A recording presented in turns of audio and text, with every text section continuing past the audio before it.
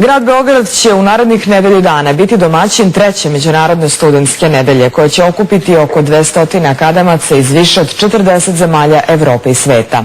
Pod sloganom Izazovi promena, Međunarodna studentska nedelja trajaće do 16. avgusta. Svečanom otvaranju treće po redu Međunarodne studentske nedelje prisustvovalo je oko 100 akademaca Evrope i sveta. Uz muziku i koktel studenti su već počeli da se upoznaju, a sklopljena su i prva prijateljstva.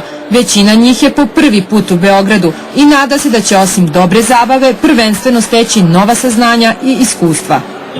Studiram ekonomiju u Holandiji, ali me interesuju ljudska prava. Očekujem da ću ovde upoznati ljude sa istim interesovanjima i da ćemo se lepo družiti. Za sada je u Beogradu neverovatno, veoma sam zadovoljan. Upoznao sam već mnogo ljudi i super se zabavljamo, divno je, očekujem da ćemo razvijeti iskustva, znanja dosadašnja i da ćemo se još družiti. Očekujem dobru zabavu, ali i da puno toga naučim. Ja sam i fotograf i nadam se da ću uraditi nešto posebno i veoma kreativno. Sa ovim akademcima diskutovaće i družit će se 50 studenta iz Srbije. To druženje najvažniji je razlog zbog kog se studentska nedelja organizuje, kaže predsjednik manifestacije Peđa Ljubojević. Ono što mi pokušavamo da uradimo, čak i kada bude posle taj beli Schengen, dosta mladih ljudi neće imati priliku da izađu iz zemlje zbog finansijske situacije, a mi na ovaj način dovodimo strance u Srbiju, omogućavamo mladim ljudima da upoznaju strance, svoje kolege i da ostvare nova prijateljstva i da počnu eventualno rade na nekim novim projektima.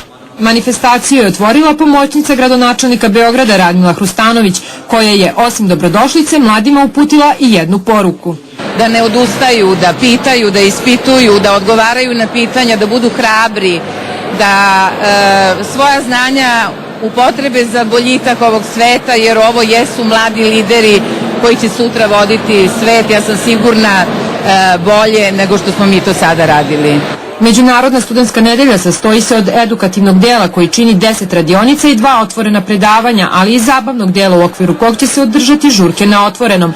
Organizatori kažu da će najinteresantnije dešavanje biti sajam država koji će se održati 12. avgusta, na kom će mladi posetiocima predstaviti svoja nacionalna pića, hranu, pesme, nošnju i ostala značajna obeležja.